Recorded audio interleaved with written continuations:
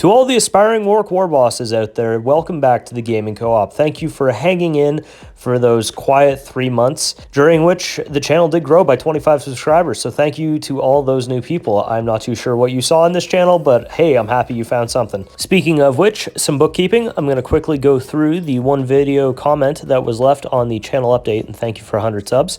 To those of you who viewed, you knew I was going to read your comments aloud. So let's go on to the one and only comment from Asmodiah. Asmodiah wanted to know if there was any units or rules that I thought was missing from the core codex that would be added through campaigns as supplementary books. Since this comment is 3 months old, we now know that Orktarius added a bunch of stuff for Speed Wa and the Blood Axes, neither of which I thought actually needed too much, to be fair. We were seeing Ork buggy lists crush the meta like crazy, and as you know, the data slate that was released by GW a couple weeks ago fixed that. So let's talk about the models and units that I think could use some more rules or be improved upon. For this, I want to highlight the Beast Snagas. They're 11 points a model, toughness 5 with a 6-up armor save and a 6-up invuln. The Knob in the squad has a free Power Claw variant called a Power Snappa. What do we think about these things? I've been running 30 of them consistently in almost every single game since the new codex dropped in 3 squads of 10, and this is what I want to address with these units that hopefully gets an update in either a supplement or something like that. Encourages the green tide. They can be taken in a squad of max 20, and that doesn't really benefit you in any way, unfortunately. You lose out on gaining an additional Power Snappa per Knob. In addition to that, they're only leadership 7, and they die to a stiff breeze, only having a 6-up invuln. So it's not a great combination because you don't want to have more than 10 per squad, because I end up usually losing 7 and then losing an additional 2 to 3 from morale losses. Furthermore, I'm finding that Ork lists right now are really starving for CPs. I'm on average starting with about 8, and most of the stratagems that affect the morale or make these units a little bit more sturdy, such as tough as Squig Hide, all start around 2, and it's not really worth investing the 4 CPs potentially per turn just to make a squad of these stick around. In turn, we end up relying on insane bravery and breaking heads, but neither of which end up actually improving this unit's survivability through the leadership phase, because you can only use these stratagems once, and I'd rather use them on Hog Riders, which are 14 points more and far better in every single way. And all this is doing is reinforcing my opinion that the shallowest part of the Ork Codex for rules and quality of models is the troops. Gretchen don't have OBSEC, boys can only be good if they're taken as truck boys, and Beast Snaga boys are just a little bit more resilient. Thank you for the question, Asmodiah. I hope that helped. And on that note, if you got a question you want to ask me, put it down in the comment section below. If it's good, I'll feature it in the beginning of a video. Let's start doing that. But on to the meat and potatoes of this video, which is my experience thus far playing Orks at a competitive level. I attended my first RTT, the Grinning Demon up in Sudbury, and then also my first major.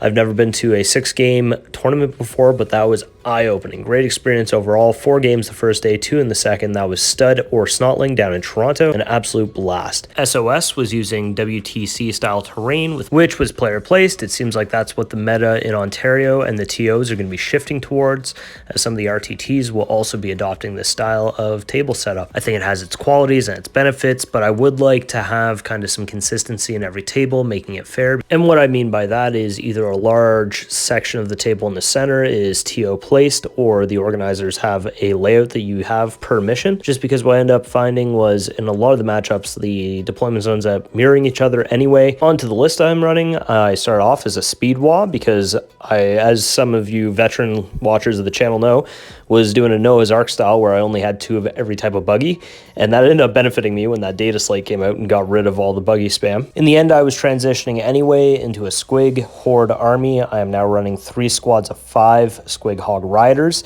in addition to a couple of buggies and a support level. But yeah, that's it. I just want to learn how to do a better and more effective close combat phase, and this army has definitely been teaching me that. It dies to a stiff breeze, but I absolutely love how much they can just wreck.